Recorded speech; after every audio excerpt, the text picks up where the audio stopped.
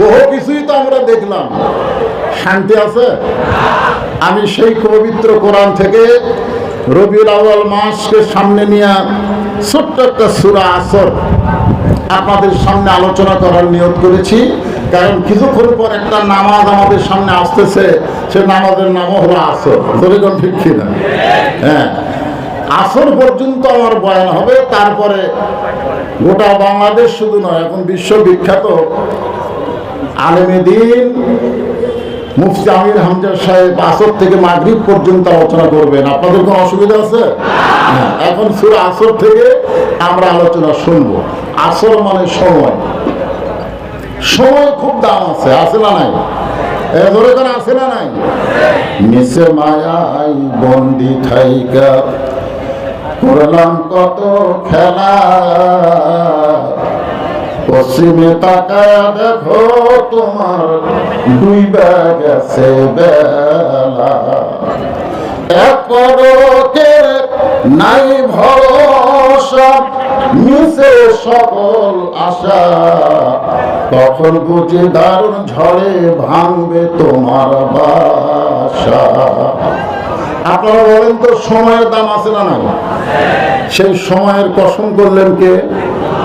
আল্লাহ। কেন করলেন?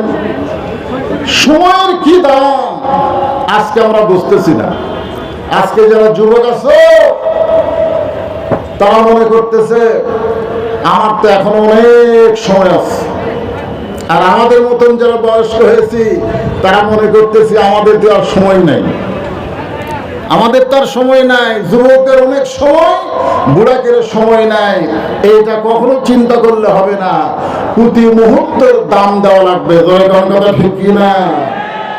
বর্তমান সময় আমাদের বাংলাদেশে কেমন চলতেছে? একটা ছোট বাচ্চা দোয়া দরুদ দিলে আগে কান্না থামতো। বর্তমান সময় দোয়া দরুদ দিয়ে ফু মারলে কান্না থেমে যেত, এখন মোবাইল না দিলে কান্না থামে না। কথা ঠিক কিনা? আপনারা বলেন তো, সময় কি খুব ভালো? যেই সময়ে নারীরা বক্তাদের আলোচনা শুনবে, কিন্তু ভারতের স্টার জলসা জি বাংলা দেখা বন্ধ করবে না। ঠিক কিনা? যে ঘরে ঘরে ভারতের চ্যানেল চলে, যেই ভারত বলেছে সব দলকে আমরা স্বীকৃতি দিতে পারি, কিন্তু কোন দলকে আমরা স্বীকৃতি দিব না। ঠিক কিনা? সেই 90% মুসলমানের দেশে ভারতের চ্যানেল চলে। সময় ভালো? জোরে বলেন ভালো? যে ভারত বাবরি মসজিদ ভাঙ্গে রাম মন্দির নির্মাণ করলো, মুসলমানের কাছে সবচাইতে, জীবনের চাইতে, কলিজার চাইতে দামি হচ্ছে আল্লাহর ঘর মসজিদ। জোরে কথা ঠিক কিনা? ভারতে মন্দির বানানোর বহু জায়গা আছে, কিন্তু অন্য কোন জায়গায় মন্দির না বানায়া 400 বছরের পুরাতন বাবরি মসজিদ ভাঙ্গে ওই জায়গায় মন্দির বানায়া ভারত প্রমাণ করে দিল, ভারত আর যাই হোক মুসলমানের কোনদিন পক্ষ হতে পারে না। অনেকে চিন্তা করে, হুজুর ইসলামী দল ক্ষমতায় গেলে ভারত যদি মুখ ফিরে নেয় তাহলে আপনাদের অবস্থা কি হবে? যারা প্রকৃত মুসলমান তারা ভারতের চিন্তা করে না, আমেরিকার চিন্তা করে না, আল্লাহর দিকে তারা তাকায় থাকে। ভারত কি করবে? ভারত কি করবে? অনেকে বলতে পারে 3 দিকে ভারত, একদিকে সাগর। ভারত যদি আপনাকে আক্রমণ করে পালাবেন কোন দিক দিয়া? ফেরাও আক্রমণ করেছিল মুসা নবীকে, সামনে ছিল সাগর। আল্লাহ তাআলা মুসা নবীর জন্য সাগরকে রাস্তা বানায় দেয়। কোন হিন্দু, কোন বেঈমান, কোন কাফেরকে মুসলমান পরোয়া করে না। মুসার মতো আল্লাহ তাআলা রাস্তা বের করে দেবে।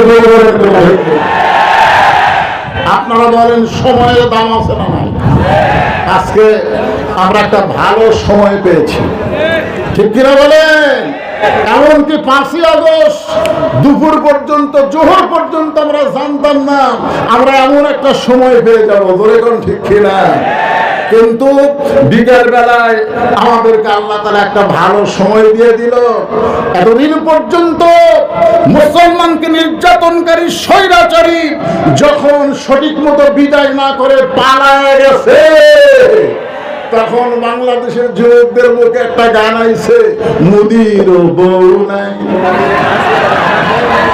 ওইটার আমি কইলাম না, আপনারা বলবেন। সময়ের কসম করেছেন কে? আল্লাহ।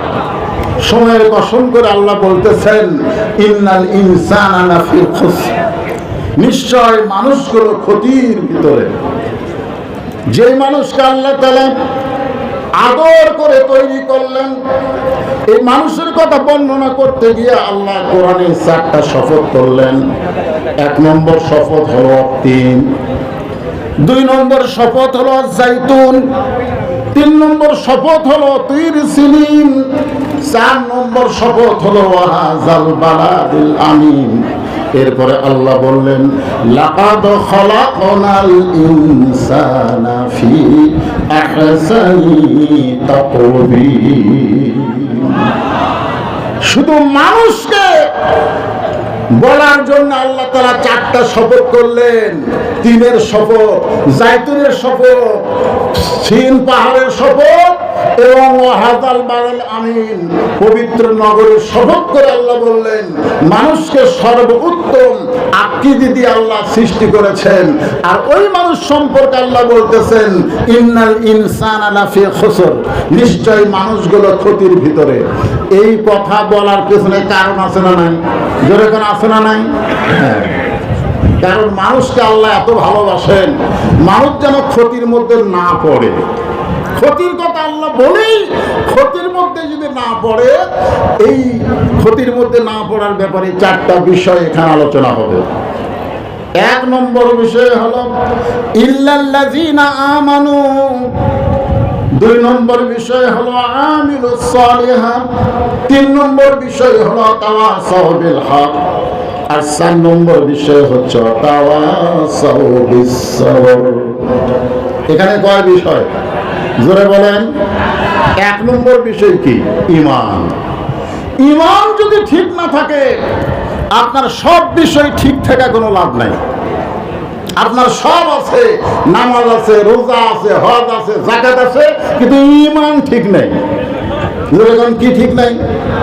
অনেকে বলবেন হুজুর ঈমান যদি ঠিক না থাকে তাহলে সে বেটা আবার নামাজ পড়ে কেমনে?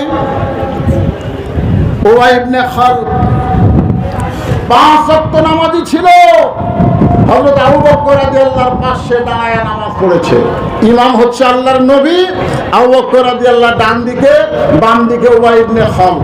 আবু বকর রাদিয়াল্লাহর মতো মাথায় টুপি, মুখে দাড়ি, পরনে জুব্বা। পরনে কি?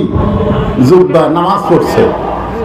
কোরআনের আয়াত যখন নাজিল হলো ইয়া আইয়ুহান নাবিয়্যু হারজিল মুমিনিনা আলাল কিতাল, ওগো নবী শুধু নামাজি করলে হবে না, শুধু মুসল্লি বানালে হবে না, তাদেরকে স্ট্যান্ডিং আর্মি হিসেবে গড়ে তোলেন। যে কোনো সময় মক্কার কাফেররা মদিনা আক্রমণ করতে পারে, আর মক্কার কাফের যখন মদিনা আক্রমণ করবে তখন দোয়া দিয়া, দরুদ দিয়া, নামাজ দিয়া আপনি মদিনা রক্ষা করতে পারবেন না। ওই কাফের বেঈমানদের বিরুদ্ধে অস্ত্র ধারণ করা লাগবে। আয়াতটা যখন নবীর উপরে নাযিল হলো তখন এই সামনে কাতারে টুপিওয়ালা, দাড়িওয়ালা, জুব্বাওয়ালা নামাজি বলল হুজুর এটা তো গন্ডগোলের আয়াত। আপনারা বলেন এটা গন্ডগোলের আয়াত? আজকে বাংলাদেশে ইসলামী আন্দোলনের কথা যারা বলে, যারা বাংলার মুসলমানের জমিনে কোরআনের রাজনীতির কথা যারা বলে, সব লোকের শাসন যারা চায়, সমস্ত বেহায়াপনা মুক্ত বাংলাদেশ বানাতে চায়, তখন একদল নাস্তিক বলে এরা গন্ডগোল করতে চায়।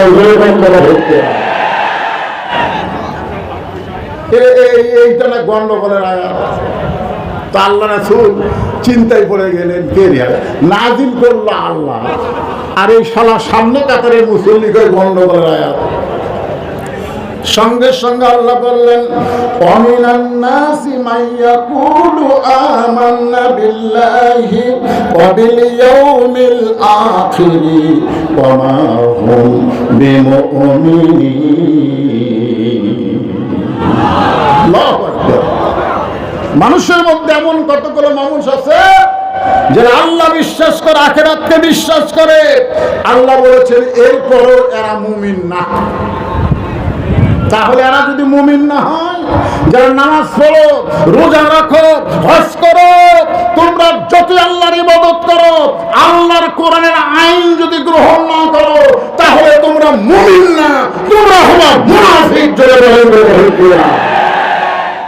আমরা মুনাফিকের কোন রাজনীতি করতে চাই? মুনাফিকের কোন আইন নীতি মানতে চাই? সময়ের শপথ করে আল্লাহ বললেন, মানুষগুলো ক্ষতির ভিতরে। এই ক্ষতি থেকে যদি তোমরা বাঁচতে চাও, 1 নম্বর হলো ঈমান। এই ঈমান সম্পর্কে সাহাবীরা বললেন, এ রাসূলুল্লাহ, ঈমান সম্পর্কে আমরা একটু জানতে চাই। রাসূল বললেন, ইকরার বিল লিসান, তাসদীক বিল জানান, আমল বিল আরকান। এর নাম হলো ঈমান। জবানে বলতে হবে লা ইলাহা ইল্লাল্লাহ। আমাদের বাংলাদেশে লা ইলাহা ইল্লাল্লাহর ঝাঁকি কি কম আছে? অনেক সময় ঝাঁকির চোখে লা ইলাহা বাদ দিয়ে খালি ইল্লাল্লাহ মারে। আছে না নাই? কতজন আছে না নাই? হ্যাঁ, ইকরার বিল লিসান। স্বাধীনতার 9 মাসে লা ইলাহা ইল্লাল্লাহর জিকির বাংলার জমিনে মুসলমানের চাইতে হিন্দুরা বেশি করছে। হিন্দুরা বেশি করছে, কারণ আর্মিদেরকে দেখলি তারা বলতো লা ইলাহা ইল্লাল্লাহ, লা ইলাহা ইল্লাল্লাহ। বিলকুল ঠিক হয়, ঠিক হয়। আমার এলাকায় হিন্দু বলেছে, মৌলানা সাহেব, মুসলমানের কলমার দাম আছে। তা আমি কইলাম, আপনি হিন্দু হয়ে মুসলমানের কলমার দাম কেমনে বুঝলেন? বলে, যুদ্ধের সময় বুঝেছি। এই কলমা কইয়া আর্মির গুলি থেকে বাইসা গেছি। আমি কইলাম, দাদা, শুধু মুখে কলমা রাখার কারণে আর্মির গুলি থেকে যদি আপনি বাঁচতে পারেন, তাসদীক বিল জানান, এই কলমা যদি কলিজার মধ্যে জায়গা দিয়ে আমল করতে পারেন, জাহান্নামের আগুন থেকে আল্লাহ বাঁচায় দিবেন। তাহলে শুধু মুখে মুখে কলেমার জিকির করলে হবে না, মুখে মুখে কলেমার জিকির করলে হবে না। তাসদীক বিল জানান, এই কলেমা কলিজার মধ্যে জায়গা দেওয়া লাগবে। কলমা যদি কলিজার মধ্যে জায়গা পায়, তখন ইমানদারের অবস্থা কেমন হবে? তখন ইমানদারের চরিত্র কেমন হবে? একটা দৃষ্টান্ত দেই। আমার কথা কি আপনারা বুঝতে পারতেছেন? আচ্ছা, ঠিক আছে।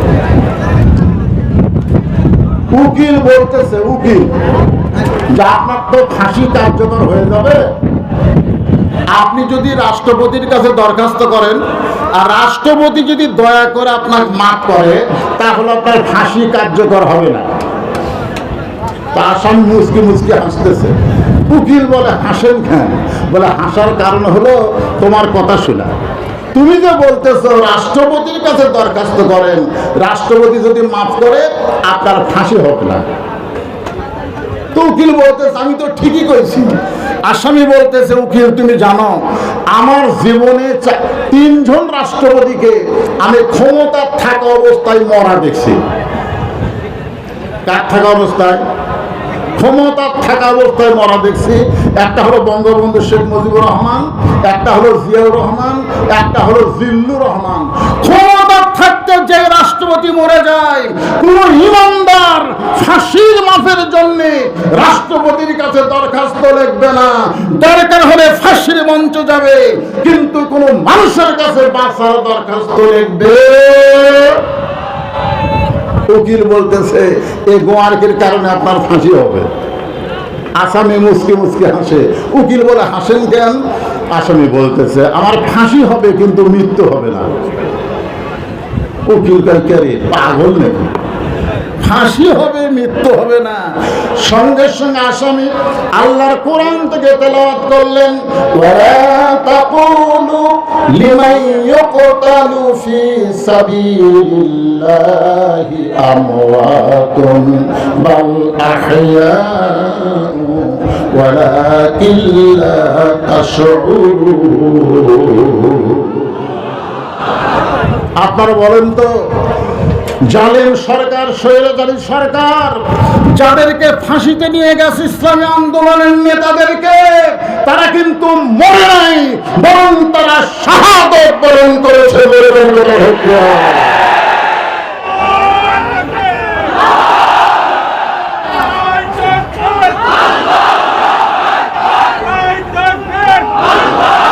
এই স্বৈরাচারকে পতন করার জন্য হাজারো যুবক, হাজারো জনতা জীবন দিয়েছে। বাংলাদেশের কিছু বলে আবু সাইদ অস্ত্রের সামনে 2 হাত ধরে দাঁড়িয়ে গেছে, ও শহীদ না। যারা বলে শহীদ না, মুনাফিক। আবু সাইদের মতন যে সমস্ত যুবক এই স্বৈরাচারী হটানোর জন্য জীবন দিয়েছে, এরা মরে নাই। আল্লাহর কোরআন বলতেছে এরা জীবিত। এই জন্য বঙ্গভবনকে মিউজিয়াম বানানো হচ্ছে। ধরে কারণ ঠিক কিনা ভাই? গণভবনকে মিউজিয়াম বানানো হচ্ছে। সময় ভালো চলতেছে। ধরে কারণ ঠিক আরো ভালো হবে। কেমনে হবে? সূরা আসরের 4টা পয়েন্ট আপনারা একটু শোনেন, আসর পর্যন্ত, বেশি সময় না। তাহলে ইমানের 2 নম্বর হলো তাসদিক বিল জানান। কলিজার মধ্যে যখন ঈমান থাকবে, এই মানুষটা কোনদিন বলতে পারবে না আমার দয়াল বাবার দরবারেতে কেউ ফিরে না খালি হাতে। বলতে পারবে? পারবে। কলিজার মধ্যে যার ঈমান থাকবে, তার বিশ্বাস হচ্ছে ইয়াকা নাবুদু ওয়া ইয়াকা নাস্তাইন। ইবাদত করব যার, গোলামি করব যার, সাহায্য চাইব তার কাছে। আল্লাহ ছাড়া কারো কাছে আমাদের চাওয়ার কিছু। এখন যদি কেউ বলে আল্লাহর ধন নবীরে দিয়া আল্লাহ আছে গায়েব হইয়া, নবীর ধন খাজা নিয়া শুয়ে আছে আসবে, কেউ ফিরে না খালি হাতে, খাজা তোমার দরবারে। কি সুবহানাল্লাহ। তাসদিক বিল জানান। কলিজার মধ্যে যখন ঈমান থাকবে, আমল বিল আরকান। এই ঈমান অনুযায়ী আমল করতে গেলে আমাদের নবীর দরকার আছে না নাই? মা তাকুমুর রাসূলু ফাখুযুহু ওয়া মা নাহাকুম আনহু ফান্তাহু। এই আয়াতটা আল্লাহ কার শানে নাযিল করছে? এজরে বলেন কার শানে? আমাদের নবীর শানে নাযিল করছেন। যে আমাদের নবী যেইটা গ্রহণ করবে সেইটা গ্রহণ করা লাগবে, নবী যেইটা নিষেধ করবেন সেইটা করা যাবে। আপনারা বলেন তো, এই গ্রহণ করা আর নিষেধ করা এটা কখন শুরু হয়েছে? আজকে ঈদে মিলাদুন নবী, আমাদের বগুড়াতে একজন আশেকের রাসূল আছে, এই ঈদে মিলাদুন নবী নিয়ে খুব বাহাস তর্ক করতে চায়। আমরা সকলে বিশ্বাস করব রবিউল আউয়াল মাসে নবী এসেছেন, এই মাসে নবী চলে গেছেন, কিন্তু কয় তারিখে নবী এসেছেন এই তারিখ নিয়ে মতভেদ আছে, কিন্তু নবী কয় তারিখে বিদায় নিয়েছে এই তারিখ নিয়ে কোনো মতভেদ নাই। দরকার ঠিক কিনা? কিসের ঈদ? নবীর জন্মে সবাই খুশি, এমনকি আবুল আহাব পর্যন্ত খুশি। জোরে কোন ঠিক কিনা? এই কথা কন না কেন? এই যে মা তাকুমুর রাসূলু ফাখুযুহু আমল বিল আরকানের উপরে কথা বলতেছি, এইটা কিন্তু নবীর জন্মের পর থেকে না।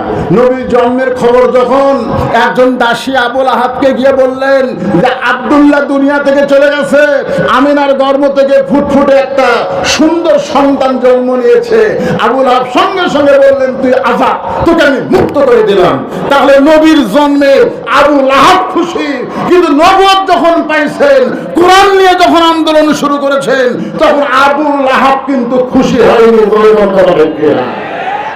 আজকে বাংলাদেশে ঈদে মিলাদুন নবী করো, নবীর জীবনীকে গ্রহণ করতে পারো না, আমল বিল আরকান ঈমান অনুযায়ী আমল করতে পারো না, আর জয় হোক তোমরা আবু লাহাবের দোষর হবে, আবু বকরের দোষর হতে পারবে না। নবীর জন্মে খুশি আবু জেহেল, আলামিন আলামিন ডিগ্রি দিয়েছে, আলামিন। কিন্তু এ কোরআন শরীফ যখন নবীর উপরে নাযিল হইল, আবু জেহেল কি নবীর পক্ষে ছিল? এজরে কোরআনের পক্ষে ছিল? তাহলে মা তাকুমুর রাসূলু ফাখুযুহু ওয়া মা নাহাকুম আনহু ফান্তাহু। আমল বিল আরকান, আমরা সে আমলকে গ্রহণ করব, নবী যেটা করেছেন সেটা করব, নবী যেটা নিষেধ করেছেন সেটা করা যাবে। ঈমানের আলোচনা শেষ। এখন 2 নম্বর হলো আমিলুস সালিহাত, নেক আমল করতে হবে। এখন নেক আমল করতে গেলে সব পরিবেশে নেক আমল করা যাবে না। সুন্দর আমল, নেক আমল করতে গেলে সুন্দর একটা পরিবেশ লাগবে। জয়গণ ঠিক কিনা? আমাদের বাংলাদেশে আমরা ভালো আমল করতে চাই, এ ভাই আমার কথা কি শুনতেছেন? ভালো আমল করতে চাই, মাইক একটু ইকো টিকো বন্ধ করে দেন তো, মাইক চঞ্চল করতেছে। আমরা ভালো আমল করতে চাই, কিন্তু ভালো আমল করার পরিবেশ আছে। জামিলনগর মসজিদে আপনি জোহরের নামাজ পড়বেন, মসজিদ থেকে আপনার বাড়ি হলো 200 গজ দূরে। আপনি বাড়ি থেকে নিয়ত করছেন যে আমি সামনে কাতারে গিয়ে নামাজ পড়ব। আপনারা বলেন তো আপনার নিয়ত ভালো না খারাপ? এই কথা কারণ ভালো না খারাপ? তাহলে 200 গজ আপনি হেঁটে হেঁটে আসতেছেন, অজু করে আসতেছেন, সুবহানাল্লাহ আলহামদুলিল্লাহ জিকির করতেছেন, কিন্তু এই 200 গজের মধ্যে 2টা বেপরদা নারী আপনার 2 চোখে পড়ে গেছে। আপনি দেখবার চান নাই, তারপরে আপনার 2 চোখে 2টা বেপরদা নারী পড়ে গেছে। মশা পড়লে পোকা পড়লে চোখ থেকে তোলা যায়, কিন্তু বেপরদা নারী যদি চোখে পড়ে তোলা যাবে? এখন সামনে কাতার আপনি নিয়ত করলেন ইলা জিহাতুল কাবাতি শরীফাত, আল্লাহু আকবার, মুখ আছে কাবার দিকে, চোখ আছে সেজদার দিকে, আর মন খালি বলতেছে রাস্তা কি দেখলাম রে। এখন আপনারা বলেন, আপনি যতই সুন্দরভাবে নামাজ পড়তে চান, আপনার রাস্তাকে সুন্দর করতে হবে, আর রাস্তাকে সুন্দর করতে গেলে আল্লাহর কোরআনের পর্দার আইন বাংলার জমিনে চালু করতে হবে।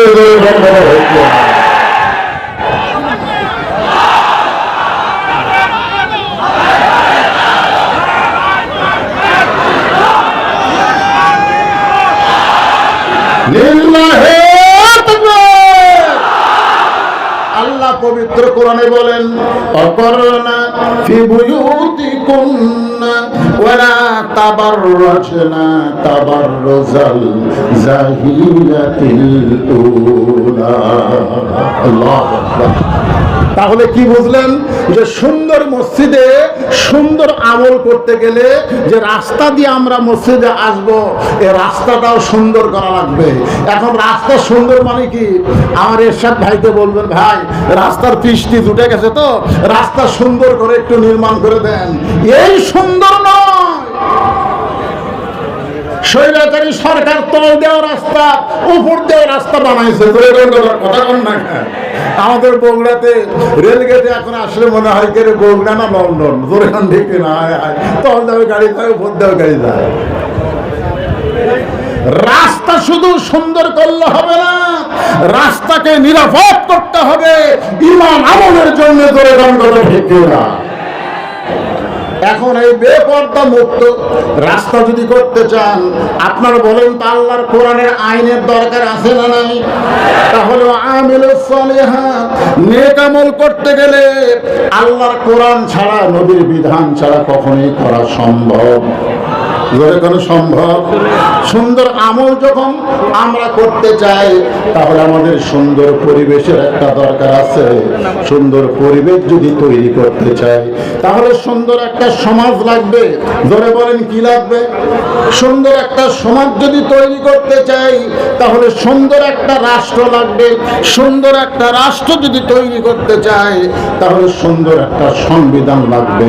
ডক্টর ইউনূস, ডক্টর কামালের কাছে সংবিধান পরিবর্তনের জন্য যাওয়ার দরকার নাই। সুন্দর সংবিধান করতে গেলে আল্লাহর কোরআন দরকার। বলে ঠিক কিনা? আল কোরআনের আলো জানো?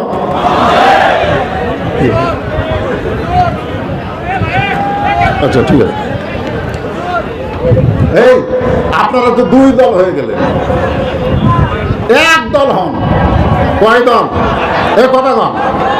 আল কোরআনের আলো ঘরে ঘরে। ওয়াসা কোম্পানি ঢাকায় একটা ট্যাঙ্কি বানাইছে, যে ট্যাঙ্কির ধারণ ক্ষমতা হলো 2 কোটি লিটার। 5-6টা ডিপ টিউবওয়েলে পানি ওই ট্যাঙ্কি ভরায়।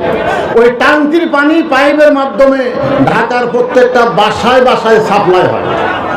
কিন্তু গভীর রাত্রে কে যেন ট্যাঙ্কির ছাপনি খুলে শয়তানি করে, চক্রান্ত করে ট্যাঙ্কির মধ্যে 2টা মরা মহিষ ঢুকিয়ে দিয়েছে। ওই মহিষগুলো আস্তে আস্তে ফুলতেছে, পচতেছে, পচে পচে পানির সঙ্গে মিশ্রণ হয়ে ওই পানি টাঙ্কি থেকে প্রত্যেকটা বাসায় চলে আসতেছে। বাসায় এখন গিলাসে পানি নিয়ে আপনি যদি কোরআন তেলাওয়াত করেন ওয়াসাকাহুম রাব্বুহুম শারাবান তাহুরা, আপনি বলেন পানি পাক না নাপাক? কেন নাপাক? আপনি তো কোরআন ঘরের মধ্যে পড়তেছেন। কারণ পানি যেখান থেকে আসতেছে ওই মূল জায়গা যদি পরিষ্কার না থাকে, আপনি যতই কোরআন তেলাওয়াত করেন আপনি পবিত্র হতে পারবেন না। আগে টাঙ্কি পবিত্র করা লাগবে। বর্তমান টাঙ্কির নাম হলো সংসদ। যেরকম টাঙ্কির নাম কি? সংসদ। আজকে অনেকে বলে হুজুর হুজুর ভালো মানুষ কোনোদিন চেয়ারম্যান হয় না, ভালো মানুষ কোনোদিন এমপির আসলে যায় না, কারণ সংসদ খারাপ, ইউনিয়ন পরিষদ খারাপ, উপজেলা পরিষদ খারাপ, একটা জিনিসও খারাপ না। আর ভালো মানুষকে না পাঠানোর কারণে ওইটা গ্রামের আড্ডালয়, ওইটা আনারতের আড্ডালয়, ওইটা কুলতুকের আড্ডালয় হয়ে গেছে। ভালো মানুষগুলোকে আমরা যদি সংসদে পাঠাতে পারি আর আল্লাহর কোরআন যদি সংসদে চালু হয়ে যায়, গোটা বাংলাদেশের জন্য ও আমিলুস সালেহা নেক আমল করা আমাদের সহজ হয়ে যাবে। নেক আমল করা সহজ হয়ে যাবে। এই জন্য সূরা আসরের 2 নম্বর বিষয় হলো ওয়া আমিলুস সালিহা, নেক আমল করতে হবে। 3 নম্বর বিষয় হলো ওয়াতাওয়াসাউ বিল হক। মারাত্মক কথা। ওয়াতাওয়াসাউ বিল হক। কুল জাল হক ওয়া যাহাকাল বাতিল ইন্নাল বাতিলা কানা যাহুকা। এক সময় আমরা কোরআনের পাখি নিয়ে দোয়া করতাম, আল্লাহ কোরআনের পাখিরে তুমি হেফাজত করো। বাংলাদেশের প্রত্যেকটা মাহফিল থেকে দোয়া হতো, আমির হামজাকে তুমি জেল মুক্ত করো, মামুনুল হককে জেল মুক্ত করো, কোরআনের পাখিকে তুমি হেফাজত করো। আমরা কোরআনের পাখির নাম ধরতে পারি নাই। নাম ধরলেই কতকগুলো শয়তানের কলিজায় আগুন ধরে যেত। আজকে এই বগুড়ার ময়দানে বলতেছি, কোরআনের পাখি মরে নাই, কোরআনের পাখিকে জেলখানায় হত্যা করা হয়েছে। হত্যা বলতে হবে। ওয়াতাওয়াসাউ বিল হক, কুল জাল হক ওয়া যাহাকাল বাতিল ইন্নাল বাতিলা কানা যাহুকা। আমি নামটা চিনি। আচ্ছা ঠিক আছে, আলহামদুলিল্লাহ। আমার ভাতিজা আমির হামজা সাহেব চলে আসছেন। এই জন্য আমার সময় আমি যা বলছিলাম একটু কমে গেছে। আরে আমি বগুড়ার খাওয়ান, আগে বগুড়াতে আমাকে ওয়াজ করতে দেয়নি, এখন আর সমস্যা আছে নাকি? এখন আমি অ্যাঙ্গেল চলবি না, ফাটাফাটি হবি। ধরে মনে করছেন বুড়া হয়ে গেছে, দেখি ওয়াজও বুড়া। ওয়াজ বুড়া না, ওয়াজ হবে চ্যাংড়া মার্কা। ঠিক কিনা বলেন? তো বহু দূরের মেহমান আসতেছে, এই জন্য আমাকে যে সময় দেওয়া হয়েছে সময়ের মধ্যেই সূরা আসরের এই 4টা বিষয়, 2টা তো হয়েই গেছে। 1 নম্বর ঈমান, 2 নম্বর আমিলুস সালেহা, 3 নম্বর এখন হকের কথা চলতেছে। যেরকম কি ওয়াতাওয়াসাউ বিল হক, হক কথা বলতে হবে। হক কথা বলতে হবে, বলার দরকার আছে না নাই? একটা হক কথা বলি, আপনারা একটু খেয়াল করেন। আমাকে চিনিস? আমি কার দল করি?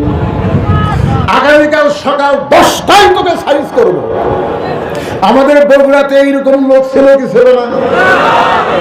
আমাকে জোর করে দাওয়াত দিয়েছে, দাওয়াত না নিলেন রিভলভার নিয়ে গেছে আমার বাড়িতে। এই বগুড়ার 1 মাস স্থান। আমার চিনিস? আগামীকাল সকাল 10টায় সাইজ করব। এখন লোকটা, আমি কিন্তু হক কথা বলতেছি, লোকটা চিন্তা করতেছে ওর দল এখন ক্ষমতা আছে। আপনারা বলেন তো, ক্ষমতায় কোনো দল আছে না আল্লাহ আছে? এ কথা কে বলেছেন? আমার সঙ্গে সকলে বলেন, তুইজ্জু মান তাশা ওয়া তুযিল্লু মান তাশা বিয়াদিকাল খায়র قدير وهو على كل شيء قدير সম্মান দেওয়ার মালিককে, অপমান করার মালিককে, ঘাড় ধরে ক্ষমতা থেকে নামায় দিয়ে পালায়া গেছে। আমরা বাংলাদেশের মানুষ বিশ্বাস করি এইটা শুধু ছাত্র আন্দোলনের মাধ্যমে হয় নাই, এটা সরাসরি আল্লাহর কুদরতি পাওয়ার ছিল। ঠিক কি না? এখন ফোন আলাপ ফাঁস হচ্ছে, 1 সেকেন্ডে 37 বার আপা কয়, আর আপা উত্তরে বলতেছে চট করে ঢুকে যাবো, আমি কাছে আছি, কাছে এদিকে ঢুকে যাবো, আমার বলতেছে 117-18টা হত্যা মামলার আসামি করা হয়েছে, আশা মাত্র আইনা ঘরের মধ্যে ঢুকানো হবে। মনে করছো তুমি আবার ক্ষমতার চেয়ারে বসবা, সেই চিন্তা করো না। সেই চিন্তা করা যাবে? আমার দল ক্ষমতায় আছে, আগামীকাল সকাল 10টায় সাইজ করবো। লোকটা বাড়িতে গিয়ে কান্নাকাটি করতেছে, বউ বলে কান্দো কেন? বলে কান্দার কারণ হলো সকাল 10টায় আমার সাইজ করবে। বউ বলে দেশে কি বিচার নাই? চেয়ারম্যান মেম্বারের কাছে যাও, তাদের কাছে বিচার দাও, যে ওরা তোমাকে হুমকি দিতে সকাল 10টায় সাইজ করবে তার বিচার চাও। তখন স্বামী কান্দার বলে যে আমাকে হুমকি দিছে সে চেয়ারম্যানই নিল, তাহলে চেয়ারম্যানের কাছে বিচার দিয়ে তো লাভ নাই। বউ বলে তাহলে কানতেছো কার কাছে? বলে কান দিয়ে আল্লাহর কাছে। দুনিয়ার কোন মানুষ যখন বিচার না করবে, যখন হক বিচার বাংলার জমিনে থাকবে না, জালিমগুলো জামিন পাবে, আলেমগুলো জেলখানার মধ্যে ঢুকবে, অনেক মানুষ সারা রাত চোখে পানি নিয়ে আল্লাহর কাছে বিচার দিয়েছে। বিচার দিয়েছে কার কাছে? আল্লাহ। সকাল 10টায় আমার সাইজ করবে আল্লাহ, তুমি কিছু করো। আল্লাহ কিন্তু ধরে না, আল্লাহ কিন্তু ধরলে ছাড়ে না। এইটা অনেকে বিশ্বাস করতো না, এখন বিশ্বাস করে। এখন বিশ্বাস করে আল্লাহ ধরা তো মহা ধরা। এখন আল্লাহর কাছে বিচার দিয়েছে। যে লোকটা হুমকি মারছে সকাল 10টায় সাইজ করবো, ওই লোকটার বউ দিনের বেলায় প্যান্ট শার্ট পরিষ্কার করছে, তাই ছিল বাথরুমে পরিষ্কার করছে প্যান্ট শার্ট, কিন্তু ওখানে যে সাবানের ফ্যানটা আছে, এই ফ্যানটা ধুয়ে দেওয়ার কথা মনে নেই। যে ওটা হুমকি দিয়েছে সকাল 10টায় সাইজ করব, ও আবার ওই রাত 9টার সময় পেশাব করার জন্য ঢুকছে, পন্সের স্যান্ডেল তলা সমান। জোরে কোন কি সমান? তলা সমান। যে জায়গায় ল্যাম্পা হয়ে আছে, ফ্যানটা হয়ে আছে, ওই ফ্যানটার উপরে যেই 2 পাও দিছে একবারে ব্রেক ছাড়া। জোরে কোন কি ছাড়া? ব্রেক ছাড়া পড়া, বুঝেন? ঠাস করে পড়ে ও বাবা বাবারে, আর কোনো কথা নেই। বউ চিন্তা করে কে রে, স্বামী পেশাব করবার ঢুকে ও মা রে বাবারে কথা নাই, আশা থেকে হুঁশি নেই। স্বামীর টানা বার করে চোখে মুখে পানি দিয়ে হুঁশ পুরা পাইছে, একটাই জিকির আমার মাজা নাই। জোরে কোন কি নাই? সকাল 10টায় হুমকি দিছে সাইজ করবে, 42 সাল পর্যন্ত এরা হুমকি দিয়ে রাখছে। কথা বল না, কিন্তু কি নাই। বউ এখন শহীদ জিয়া মেডিকেল কলেজের অ্যাম্বুলেন্সে মোবাইল করছে যে আমার স্বামী তো এরকম বেকায়দা। রাত 11টার সময় গ্রামে অ্যাম্বুলেন্স ঢুকতেছে, শররে বাবারে মরলাম রে, শররে বাবারে মরলাম রে। অ্যাম্বুলেন্সের একটা শব্দ আছে না নাই? তো যে বেটারে হুমকে দিয়েছে সকাল 10টায় সাইজ করবো, ও আবার বার হচ্ছে। বউ বলতেছে না না না না না, বার হবেন না, আপনাকে না সাইজ করবে। আরে সাইজ করবে সকাল 10টায়, এখন তো রাত 11টা। দেখি তো গ্রামে অ্যাম্বুলেন্স ঢুকলো কেন? আস্তে আস্তে গিয়ে দেখে যে বেটা হুমকি বাজছে ওরই দরজা। তত্তার মতন শান করে অ্যাম্বুলেন্সে ঢুকাইতেছে। তো এখন জানলার কাছে গিয়া বলে, ভাই সকাল 10টা পরে সাইজ করবেন, খবর কি? আজকে বাংলাদেশের স্বৈরাচারীদেরকে হক কথা বলতে চাই। তোমরা ক্ষমতা থেকে বিদায় নেওয়ার 4-5 দিন আগে ইসলামী সংগঠনকে নিষিদ্ধ করলে, নিবন্ধন বাতিল করে দিলে। এখন তোমাদের খবর কি? তোমরা কোন অবস্থায় পড়ে গেছো?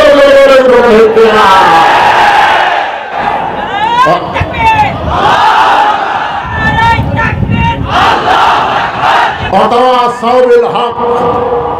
তখন বলতেছে, কাঠ হইয়া তক্তা হইয়া বলতেছে, আমার কোনো ক্ষমতা নাই রে, ক্ষমতার মালিক কে? বঙ্গভবনের ছেলেরা সবই পাইছে, সব আর ভিডিও করে দেখাইছে। আর ওই দলের কতগুলো চামচা বলতো তাহাজ্জুদ পড়ে, 5 ওয়াক্ত নামাজ পড়ে, কোরআন পড়ে, গোটা গণভবনের ভিতরে যাই নামাজ কোরআন শরীফ পড়ে যায়।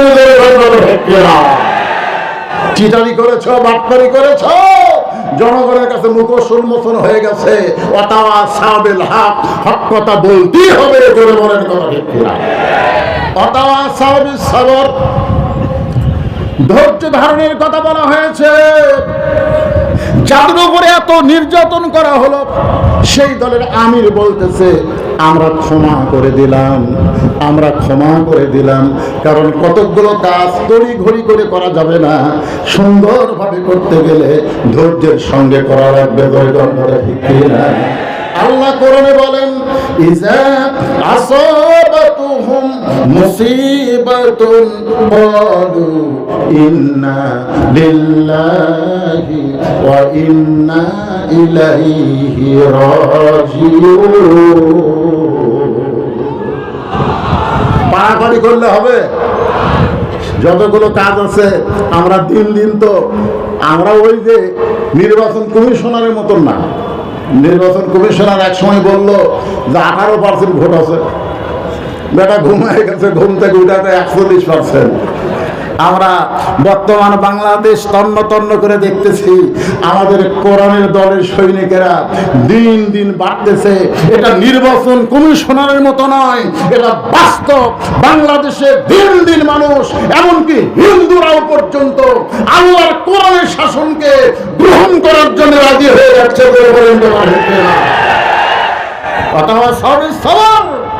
ধৈর্য নিয়ে আমাদের কাজ করা লাগবে। তোর কোন কথা ঠিক না ভাইজান? আমি আপনাদের এলাকার ছেলে, পাশে আমার বাড়ি, জামিলনগর আমার জামাইয়ের বাসা। তো আমাকে একটু বলা হয়েছে, হুজুর আপনি ওয়াজের শেষের দিকে জনগণকে বলবেন মসজিদের জন্য তারা যদি কিছু দেয়। অনেকগুলো ব্যাগ আপনাদের মাঝে আছে, ছেলেগুলোকে আমি বলবো যে বাবা তোমরা ব্যাগ নিয়ে ভিতরে ঢোকো, আমার আলোচনা চলুক। আর এই ফাঁকে আপনারা যে যা পারবেন আল্লাহর রাস্তায় ব্যাগগুলো কি